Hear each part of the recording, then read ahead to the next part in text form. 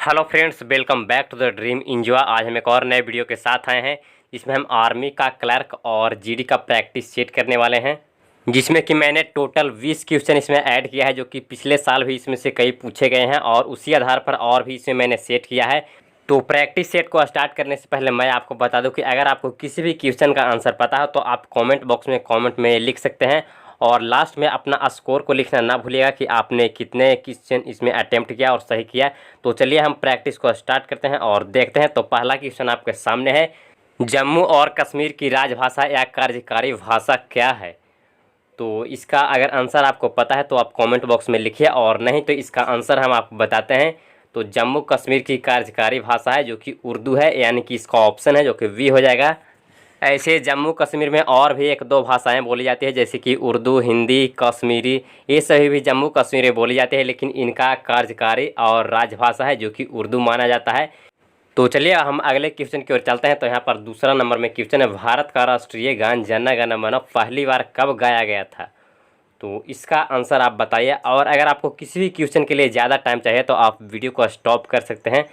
तो इसका सही ऑप्शन हो जाएगा डी, यानी कि 1911। भारत का राष्ट्रीय गान जन गण मन पहली बार भारतीय राष्ट्रीय कांग्रेस के कलकत्ता अधिवेशन में 1911 में गाया गया था। तो चलिए अब हम नेक्स्ट क्वेश्चन की ओर चलते हैं। तो नेक्स्ट आपके सामने है, भारत का सबसे पुराना हॉकी टूर्नामेंट कौन सा है?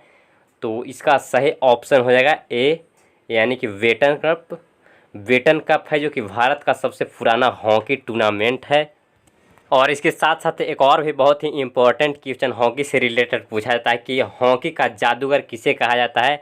तो हॉकी का जादूगर मेजर ध्यानचंद को कहा जाता है, जो कि बहुत ही प्रसिद्ध हॉकी के खिलाड़ी थे। तो इसके बाद नेक्स्ट क्वेश्चन आपके सामने है, फ्लाइंग सिख के नाम से किन्हें जाना जाता है? तो ये क्वेश्चन का आंसर तो शायद आपको पता होगा, और नहीं आपको पता है तो इसका आंसर हम बताते हैं कि इसका आंसर है जो कि सी हो जाएगा, यानी कि मिल्खा सिंह को फ्लाइंग सिख के नाम से जाना जाता है, जो कि भारत के एक बहुत ही प्रसिद्ध धावक थे जिन्होंने ओलंपिक में भी भारत का नाम ऊंचा किया था। तो इसके बाद नेक्स्ट क्वेश्चन आपके सामने है, संयुक्त राष्ट्र दिवस कब मनाया जाता है? तो इसका सही ऑप्शन हो जाएगा डी, यानी कि 24 अक्टूबर। 24 अक्टूबर को ही संयुक्त राष्ट्र दिवस मनाया जाता है, क्योंकि 24 अक्टूबर 1945 को संयुक्त राष्ट्र की स्थापना हुई थी। इसी कारण 24 अक्टूबर को संयुक्त राष्ट्र दिवस मनाया जाता है। इसके बाद नेक्स्ट क्वेश्चन जो कि बहुत ही आसान है, शायद आपको पता होगा, देश के प्रथम उपराष्ट्रपति सर्वपल्ली राधाकृष्णन का जन्म दिवस किस रूप में मनाया जाता है? तो इसका ऑप्शन हो जाएगा जो कि होगा वी, यानी कि शिक्षक दिवस, जो कि 5 सितंबर को मनाया जाता है। तो उपराष्ट्रपति सर्वपल्ली राधाकृष्णन के जन्म दिवस के अवसर पर ही शिक्षक दिवस मनाया जाता है प्रत्येक वर्ष 5 सितंबर को। इसके बाद नेक्स्ट क्वेश्चन आपके सामने है, जयदेव द्वारा लिखित ग्रंथ निम्नलिखित में से कौन सा है? तो जयदेव द्वारा लिखित ग्रंथ है जो कि इसका ऑप्शन हो जाएगा वी, यानी कि गीत गोविंद। गीत गोविंद की रचना ही जयदेव ने किया था।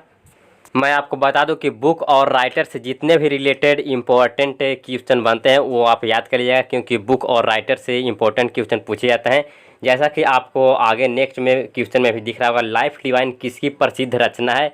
तो इसका सही ऑप्शन हो जाएगा जो कि बी होगा, अरविंद घोष। लाइफ डिवाइन है जो कि अरविंद घोष की प्रसिद्ध रचना है। इसके बाद नेक्स्ट क्वेश्चन आपके सामने है, धन्वंतरी पुरस्कार किस क्षेत्र में प्रदान किया जाता है? तो इसका सही ऑप्शन अगर आपको पता है तो आप कमेंट में बताइए, और नहीं तो इसका आंसर हो जाएगा बी, यानी कि चिकित्सा के क्षेत्र में धन्वंतरी पुरस्कार दिया जाता है। उसके बाद नेक्स्ट क्वेश्चन आपके सामने है, नोबेल पुरस्कार किसकी स्मृति में दिया जाता है?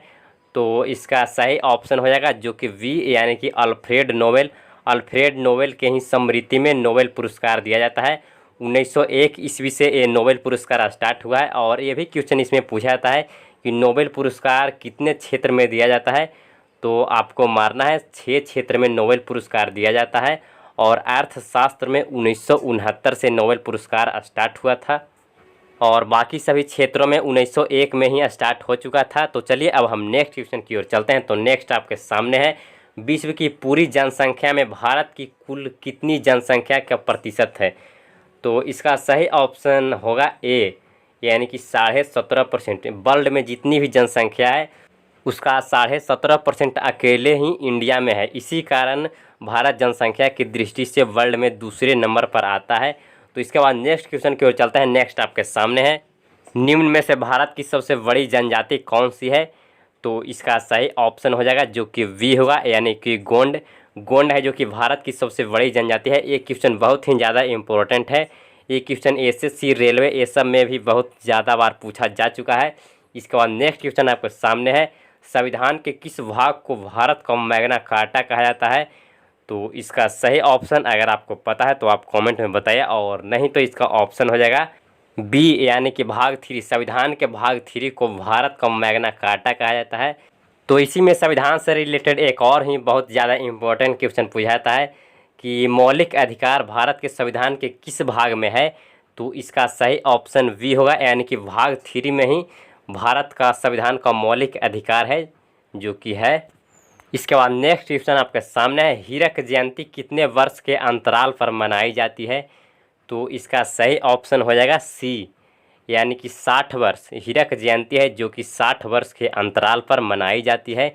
इसके बाद नेक्स्ट क्वेश्चन आपके सामने है, साधारणतः कितने सिख मिसलों का उल्लेख मिलता है?